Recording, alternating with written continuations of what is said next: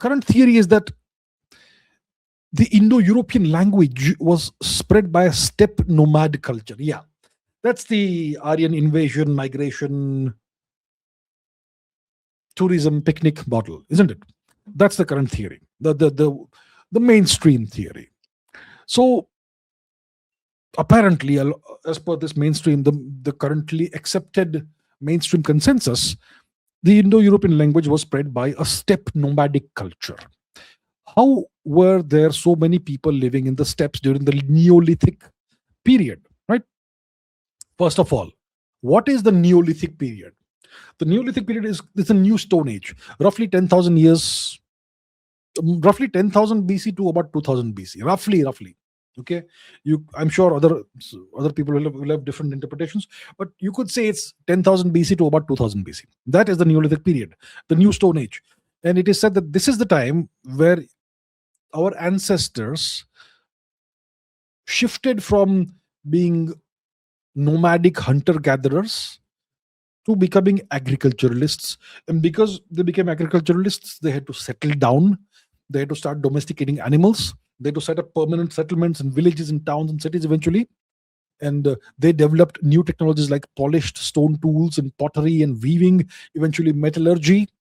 And this is the time when you have the dawn of civilization. That is the Neolithic period. Okay. So the theory is that the Indo-European language was spread during this period by steppe nomads. So what is the steppe?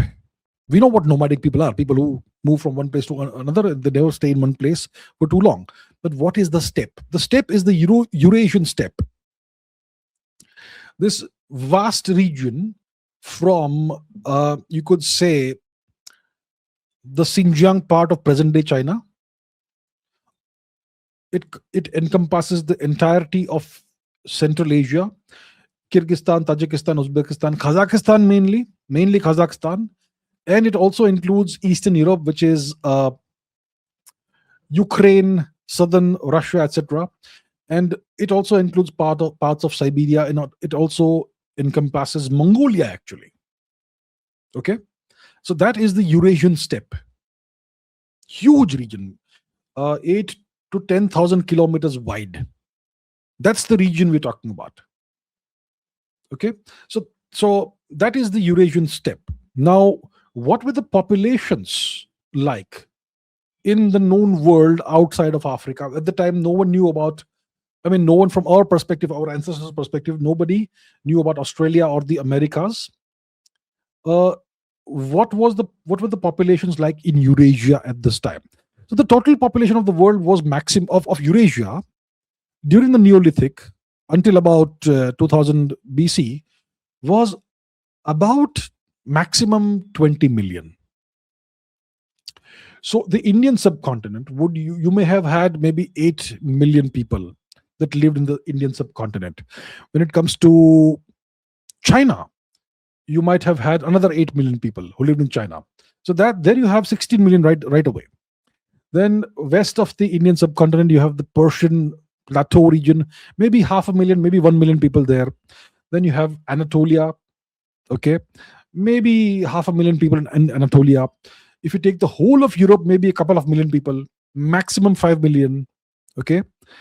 The Eurasian steppe, this gigantic, vast region that we spoke about just now, maybe 500,000 people, maximum, probably 200,000 people, maybe 300,000 people. So the Eurasian steppe had people, but the population densities were incredibly low at the time. And you put all of these population groups together, India, China, Eurasia, Anatolia, Persia, Europe, all of this together, you may have maximum 20 million people, possibly less than that. So the steppe region had a tremendously low population density.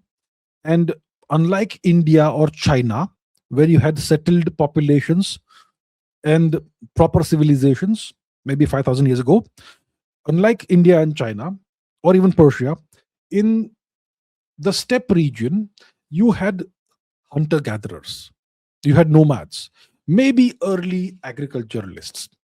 So despite there being settled populations and civilized populations in India, in China, even Persia, Anatolia, etc., in the steppe regions, you still had nomadic hunter gatherers who lived there. So the populations weren't high. The population over the steppe wasn't high at all. 500,000 maybe. Some people may say 1 million. But if you look at the actual area it encompasses, the population density is still incredibly low. So that was the situation. And then how how does a nomadic steppe culture give rise to a high civilization like India? Makes no sense. The culture of nomadic hunter gatherers, it gives rise to the high civilization of India. How does it make sense? It makes sense apparently to some people.